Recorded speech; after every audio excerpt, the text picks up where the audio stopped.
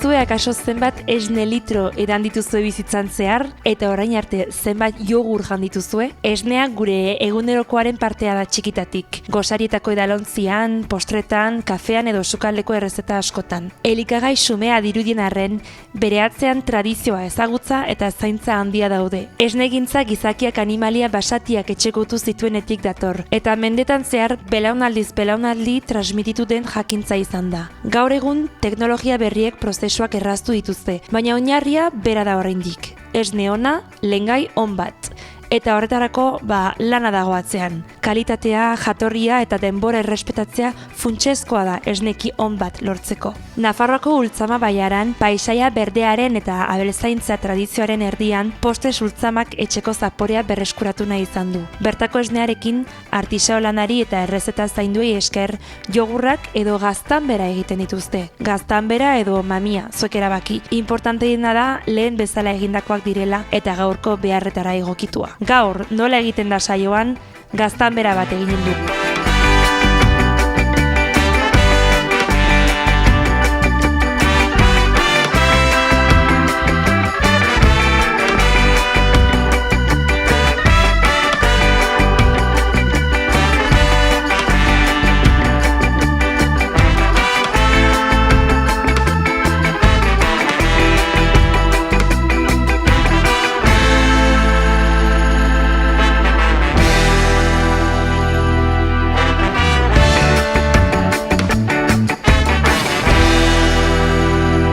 Postres Ultzama enpresa familiar bat da. 1986an sortu zuten bi familiek. Hemen inguruan Baiaran Danone izeneko enpresa itxi zuten eta bi familia hauek lanik gabe geratu ziren eta horren ondorioz enpresa hau sortzea pentsatu zuten, ez?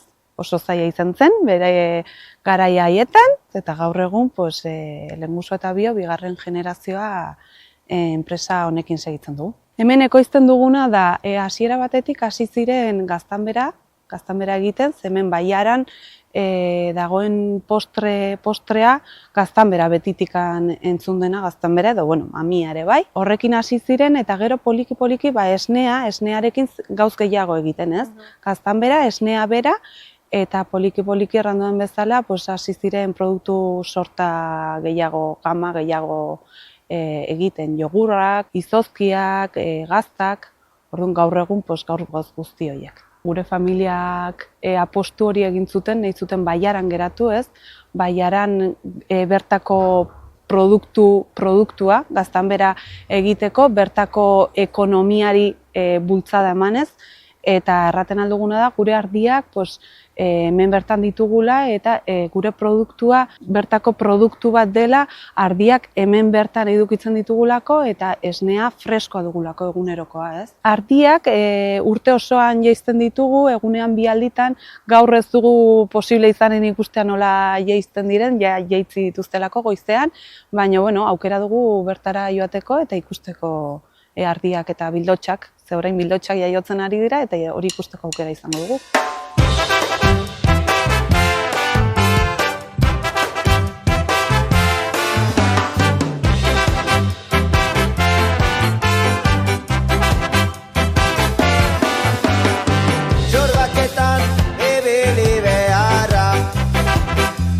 Hemen ditugun ardi mota ardi latxa da.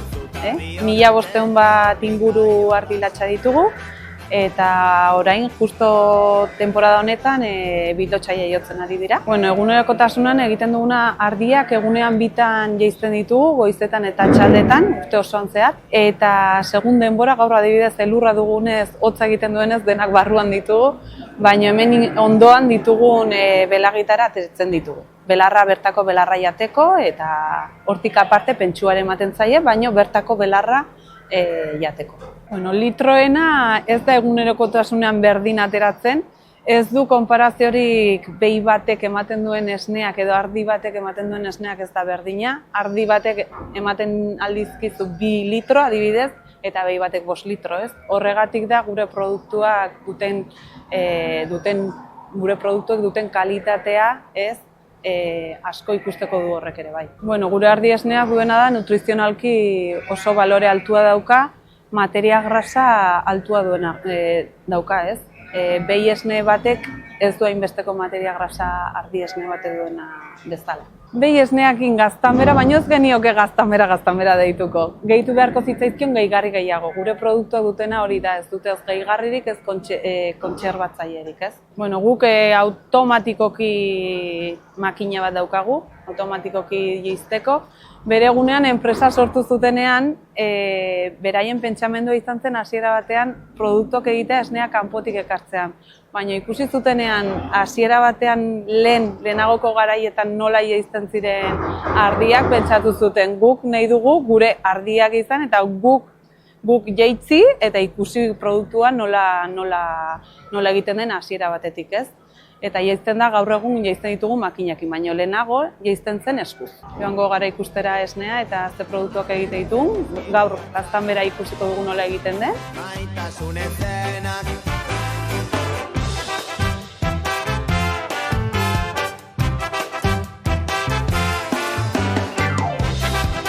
Bueno, hemen gaude esnetegian, fabrikazioko esnetegian, esnea ona ekartzen dugu eta bi tankeetan gordetzen dugu esnea, ez?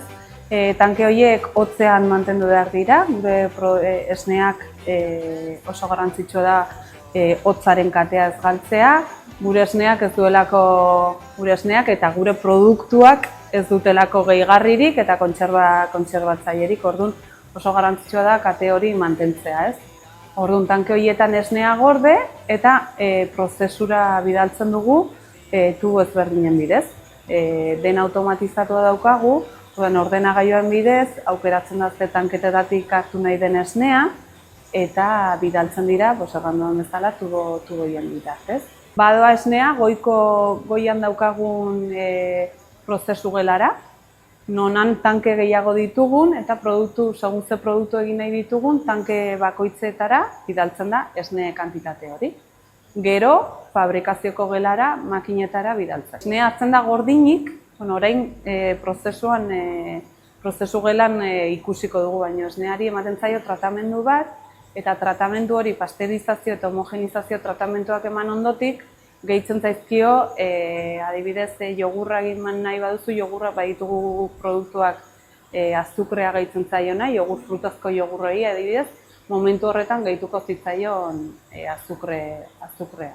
Bueno, baditugu tankeak 3.000, 4.000, 8.000 eta 15.000 litroko tankeak ditugu.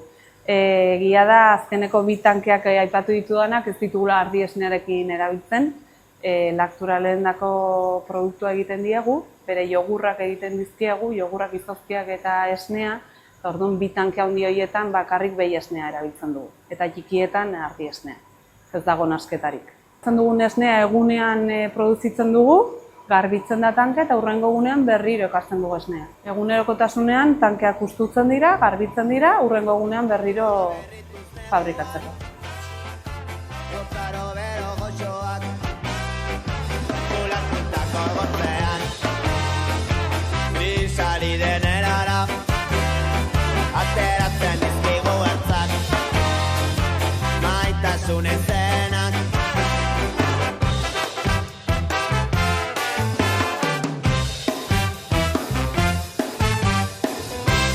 Garrantzitsua da begiratzeko esne horrekin gure produktuak egitea ditugun edo ez esnea kondizioetan dagoela erabiltzeko, ez? Esneari laborategian bi analitika, ez? Bat, azideza, ikusi ze azideza daukan esneak, eta bestea ikusi antibiotikoak izatea edo ez. Antibiotikoak daukala ematen badu, ezin da esne hori erabili. Orduan garrantzitsua da bi pauta horiek egitea, eta nahi baduzu erakusten dizuet nola egiten den. Orduan lehenbiziko begiratuko dugu pH-a, bale? Bale, pH-a izaten da balore batzuetan ardi esnerako, beste batzuetan behi esnerako. Orduan balore horien tartean baldin badago, ongi dago, bale? Esne pixka bat hartzen da, botatzen zaizkio 3 danta, fenoftaleina, eta orain begiratzen da, poliki-poliki, arroxai hartzen den arte, esnea. Arroxai hartzen denean ikusten da ze baloretan dagoen. 19, 18 baloretan dago. ardi esnea balore horietan ibiltzen da. Orain antibiotikoa ikusteko hartzen da tiratxo bat. Hau laborategi batetik hartzen dugu, produktu guzti hau, bale? Hartzen da tira hauetako bat, hartzen da esne pixka bat, eta botatzen da. Nahasten da, eta tira jarri, eta poliki-poliki agertzen dira balore batzuk, 3 raia ateratzen badira, ongi dago.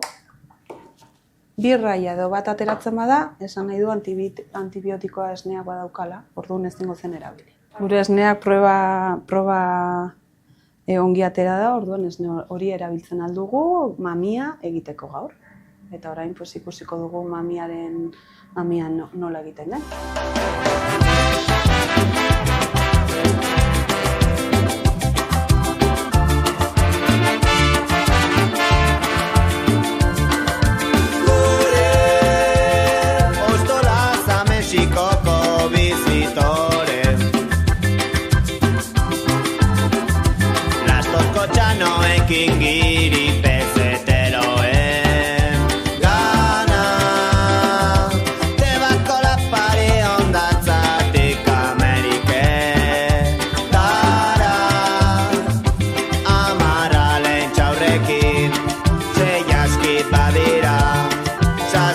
Orain prozesu gelan gaude, esnetegitik duen bitartez prozesu gelara hartu dugu esnea gaztanbera egiteko eta 2 tratamentu ematen dizkiogu esneari.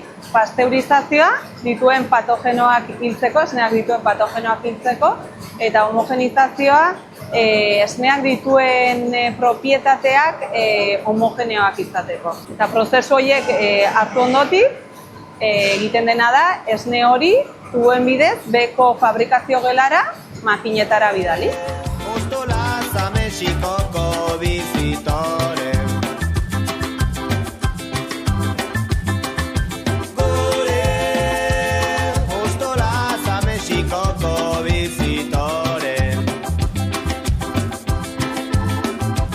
Eskola hizkuntza kultura karriketatik luze gizartearen eredu ez. Bai, orain ikusiko duguna da makinan nola egiten den gaztanbera automatikoki. Lehenbiziko gauza egiten dena da ontziak jartzen dira makinan, poliki-poliki ontzi horiek sartzen joaten dira, gatzagia gehitzen zaio, eta ondotik esnearen dosifikazioa. Behin dosifikatu ondotik, iristen gara tapen tokira, tapak jartzen zaizkio ontziei, eta hortik ja gaztanbera 2 etiketadora hauetara ateratzen da. Orduan, produktua ikusten denez, bere etiketarekin ikusten da, eta kaxetan sartzen dugu, gero momentu bat uzten, geldirikan ez mugitzeko eta gaztanbera behar den bezala bere gorputza hartzeko. Egunean ez dugu ateratzen saltzera, oztu behar da produktua ongi, gaztanberak bere gorputza behar den bezala hartzeko. Nafarroan gaude, Nafarroa, Vitoria-Gasteiz, Gipuzko aldera ere joaten gara, eta gero baditugu bezero batzuk Madriletikan, Bartzelonatik, jende askok deitzen gaitu Andaluziatik, nahiko genuke iritsi ez, Andaluzia, Kantabre inguru horietara, orduan duela 2 urte jarri genuen gure web orrialdean online denda bat, horren bidez iristen gara bezero gehiago.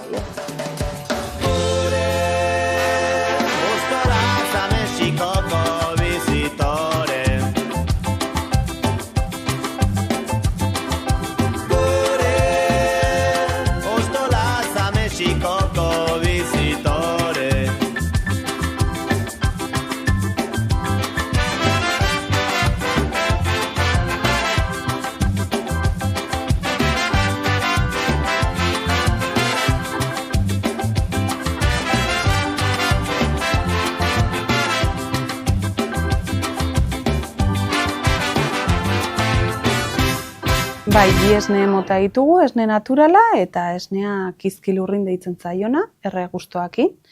Esne hau da lehenagoko erara, esnea nola ematen zitzaion zapore horri, kaiku honetan jaisten zen ardia, eta errekatik harri espezial batzuk hartzen ziren, harri hauek egiten ziren berotzen ziren suan, eta gorri zeudenean sartzen zen esnean, eta esnearen laktosa egiten zena zen karamelizatu, eta horrekin zapore hori ematen zitzaion.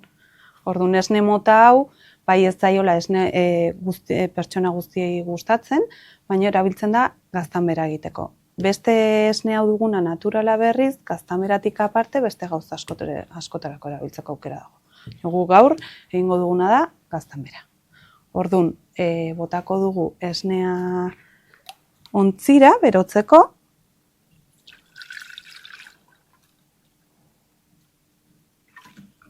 Jarriko dugu berotzen.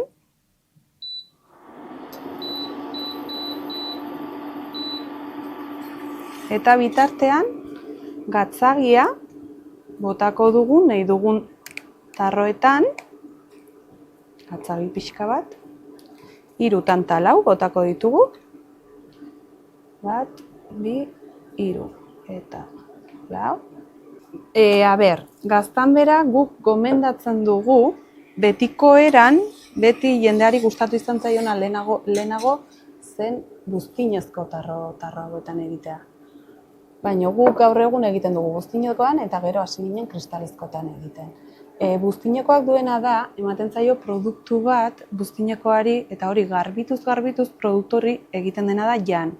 Orduan kontutan izan behar da, buztinezko tarro hauek erabiltzen baldin badira, tarteka berritu behar direla. Kristalizkoetan ez dago problemarik. Orduan egiteko aukera dago, batean edo bestean. Portzelanako hauetan adidez ere bat. Orduan, berotuko dugu esnea, normalean gomendatzen dugu erabiltzea termometro bat, esnea berotzeko. Gutxi gora bera 55 gradutara, eta termometroa etxean ez duenandako, daukagun truko txiki bat da, lehenbiziko ke hori ateratzen denean, orduan atera ontzia sutika.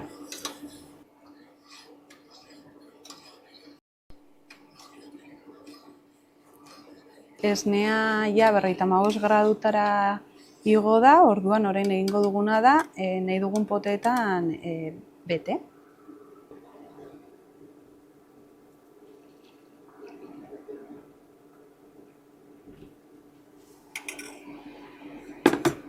Listo.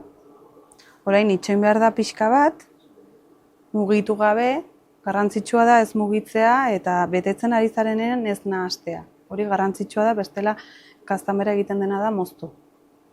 Guk adibidez baditu orain 2 produktu, atera ditugunak berriak direla txokolatezko eta kafezko gutiziak, direla kapritxo modura. Ez da gaztanbera bat, baina gorputza dauka, gaztanbera batek azkenean du esnea eta gatzagia eta ja, txokolatezko edo kafea gehitzen zaio zerbait da postre lakteo bat. Bez? Daude, hau adibidez kostatu zaio gehiago, hau eginda, erakutsiko ditut biak.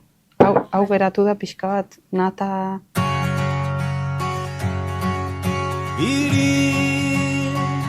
Eskorgantzean katuz larregiri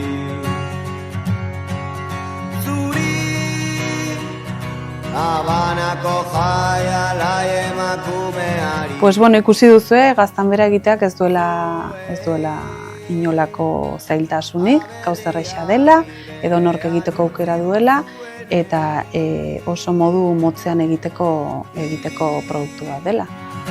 Agur ostola zatxano bizitoreari Zuri Ameriketan hil zen hartzai euskaldunari Gaztanbera bat, zerotik bukaerara, edo mamia norberaren arabera, azkenean zaporea hor dago. Utzi duzuenei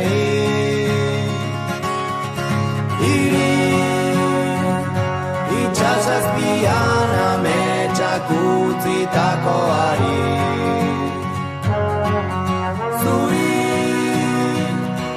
basamortuan bizitza galdutakoari.